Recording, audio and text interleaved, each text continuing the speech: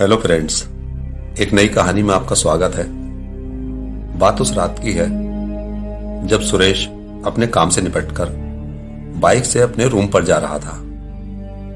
रात के अंधेरे में रास्ते में पड़ने वाली उस वाइन शॉप से 10 कदम आगे खड़ा वो डरावनी सी शक्ल वाला आदमी आज फिर उससे लिफ्ट मांगता है। गाजियाबाद का रहने वाला सुरेश पिछले कई साल से नॉर्थ गोवा में रहकर एक रेस्टोरेंट में वेटर की नौकरी कर रहा था। वहां रहकर सुरेश ने कुछ पैसे इकट्ठा कर एक सेकंड हैंड बाइक खरीद ली थी। अब वो जहां भी जाता तो अपनी बाइक से ही जाता। जिस दिन से सुरेश ने वो सेकंड हैंड बाइक खरीदी है, एक बात रह रहकर उसे उसी दिन से परेशान कर रही है। सुरेश जब रेस्टोरेंट से छुट्टी हो जाने के बाद अपने रूम पर जाता है तो उसी रास्ते में एक वाइन शॉप पड़ती है, जहां से गुजरते हुए उसे ऐसा फील होता है कि उसकी चलती हुई बाइक पर कोई वहां से उसके साथ बैठ जाता है। उसी रास्ते पर 3 किलोमीटर आगे एक पेट्रोल पंप है, जहां पहुंचकर वो बाइक से उतर जाता है। ये सब देखकर सुरेश खौफ से कांपने लगता है। रोज रात को उस सुनसान रास्ते से गुजरते हुए उसे डर से बुखार आ जाता है। पहले पहले तो सुरेश को लगा कि शायद ये उसका वहम है, लेकिन जब एक रात को अचानक से उसका एक दोस्त उसे मिला तो सुरेश ने उसके साथ बात करने के लिए रास्ते में ही अपनी बाइक रोक ली। अपने दोस्त के साथ बात करते हुए सुरेश ने नोटिस किया कि जब उसका दोस्त उसके साथ बात कर रहा था तो वो बार बार सुरेश से कुछ इशारों की भाषा में कहना चाह रहा था। सुरेश को वो इशारों वाली भाषा उस वक्त बिल्कुल भी समझ में नहीं आई कि आखिर उसका दोस्त उससे क्या कहना चाहता है। जब अगले दिन सुरेश को काम के बीच थोड़ा वक्त मिला तो उसने अपने दोस्त को फोन लगाया और उसके साथ एक रात पहले रास्ते में हुई उस मुलाकात के बीच उस इशारे वाली बात के बारे में उससे पूछा कि वो इशारों में उससे क्या कहना चाहता था। सुरेश के दोस्त ने उसे जवाब दिया कि वो बस उस आदमी के बारे में मालूम कर रहा था जो कल रात को उसके साथ बाइक पर उसके पीछे बैठा था। वो डरावनी सी शक्ल वाला आदमी देखने में कुछ अजीब सा, कुछ भूत जैसा लग रहा था उसे। ये सुनकर सुरेश एकदम से घबरा गया। वो सोचने लगा, उसकी बाइक पर उसके साथ कौन बैठा हो सकता है। सुरेश गहरी सोच में डूब गया, क्योंकि उसे पता था कि रास्ते में उस वाइन शॉप से होकर गुजरते हुए उसे हर रात इस बात का एहसास होता है कि वो बाइक पर अकेला नहीं है, बल्कि कोई वहां से रोज उसकी बाइक पर बैठता है और पेट्रोल पंप के आते ही वो उतर कर जाता है। बाइक उसे फिर से हल्की महसूस होने लगती है। सुरेश हर रात एक ही वक्त पर रात 1 बजे वहां से गुजरता है। जब उसके पास बाइक नहीं थी तब तो सुरेश उस रास्ते से पैदल ही जाया करता था, लेकिन उसने पहले वहां ऐसा कुछ भी महसूस नहीं किया था। इसका मतलब साफ है, उस बाइक पर बैठने वाले का सुरेश की बाइक के साथ ही कोई कनेक्शन है। सुरेश सोच में पड़ गया और वो डर से उस दिन काम पर नहीं गया। लेकिन वो ऐसा कब तक करता, नौकरी छूट जाने का डर था।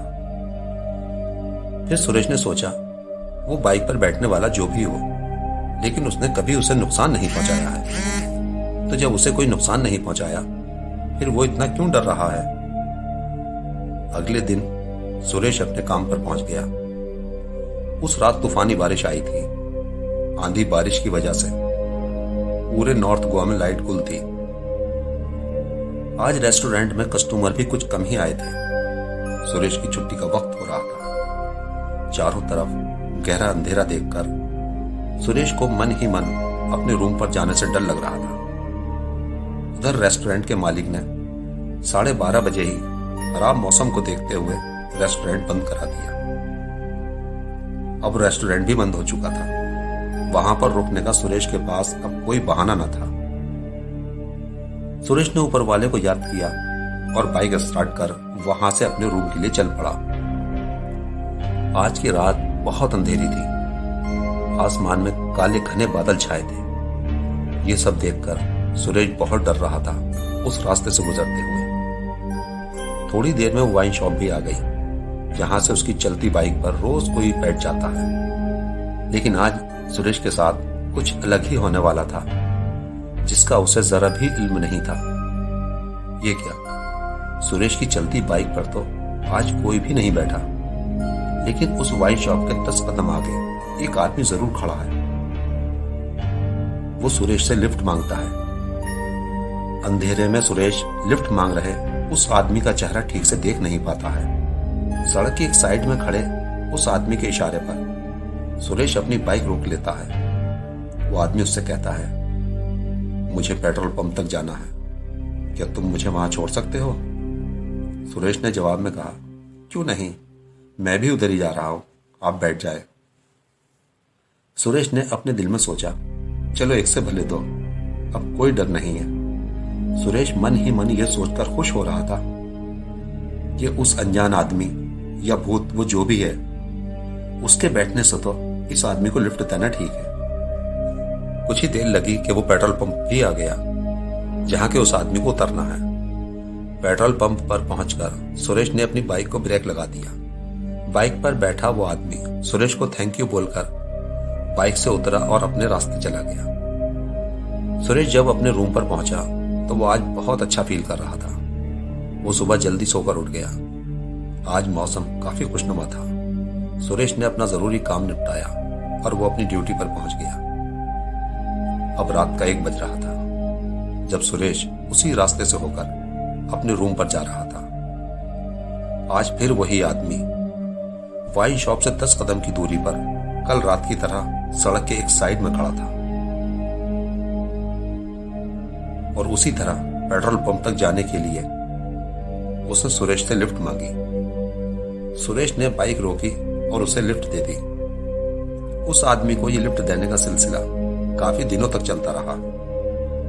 जब एक रात अचानक से सुरेश का वही पुराना दोस्त उस पेट्रोल पंप वाले रास्ते पर उसे जाता हुआ मिला, तो दोनों दोस्तों के बीच बाइक रास्ते में ही रोककर बातें होने लगी।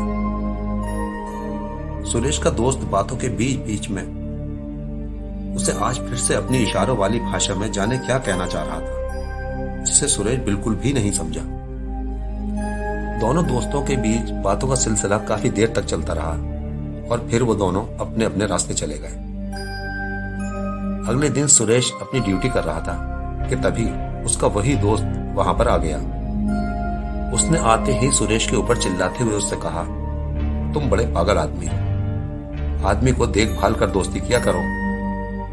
अचानक से आकर अपने दोस्त को चिल्लाते देख सुरेश को थोड़ा दुख हुआ। उसने अपने दोस्त से कहा, तुम कहना क्या चाहते हो? आखिर मैंने ऐसा क्या कर दिया जो मुझे नहीं करना चाहिए था? तब सुरेश के दोस्त ने उसे बताया, कल रात तुम जिस आदमी को अपनी बाइक पर बैठाकर घूम रहे थे, क्या तुमने उसकी शक्ल भी ठीक से देखी है? उसका चेहरा देखने में कितना डरावना है। सुरेश ने अपनी सफाई में बस इतना ही कहा, वो आदमी मेरा दोस्त नहीं है। हाँ, बस 2-4 बार उसने मुझसे लिफ्ट मांगी है और इंसानियत के नाते मैंने उसे लिफ्ट दे दी। इसमें क्या बुराई है? सुरेश के दोस्त ने उसे प्यार से समझाते हुए कहा, तुझ में कोई बुराई नहीं है मेरे दोस्त, तू बहुत सीधा है। बस तुझे याद है तूने जब शुरू में बाइक खरीदी थी? एक रात हमारी मुलाकात उसी पेट्रोल पंप वाले रास्ते पर हुई थी। वो डरावनी सी शक्ल वाला आदमी उस रात भी तेरी बाइक पर तेरे साथ बैठा था। अब तेरी समझ में कुछ आया? वो कोई भूत है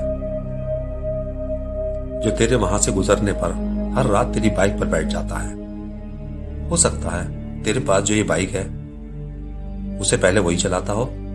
बाइक्स तो वहां से और भी गुजरती हैं। जरा सोच, वो तेरी ही बाइक पर क्यों बैठता है? क्योंकि उस भूत की आत्मा तेरी बाइक में बसी है। अपने दोस्त की बातें सुनकर सुरेश बहुत डर गया। उसके चेहरे का रंग ही उड़ गया, शायद ये सोचकर कि वो जिस दिन से बाइक चला रहा है, रोज रात को उस वाइन शॉप के आगे से गुजरते हुए क्यों उसे ऐसा लगता था कि कोई आदमी उसकी चलती हुई बाइक पर बैठ जाता है और पेट्रोल पंप के पास आकर उतर जाता है। सीधे साधे सुरेश को कुछ भी पता नहीं था कि वाइन शॉप के आगे से उसकी बाइक पर बैठने वाला वो कौन है। सुरेश अनजाने में कितने दिनों तक एक भूत को अपनी बाइक पर बैठा कर ले जाता रहा। खैर, वो जो भी था, लेकिन था बहुत ही डरावना। अपने दोस्त के वहां से चले जाने पर सुरेश को आज तो दिन में ही बुखार आ गया। अब वो रात 1 बजे के बारे में सोचकर घबरा रहा था, क्योंकि उसे तो फिर उसी वाइन शॉप वाले रास्ते से होकर जाना है। तो ये थी हमारी आज की कहानी। अपना कीमती वक्त हमें देने के लिए धन्यवाद। कहानी पसंद आई हो तो वीडियो को लाइक करें, शेयर करें। ऐसी ही सच्ची डरावनी कहानियां सुनने के लिए हमारे चैनल को सब्सक्राइब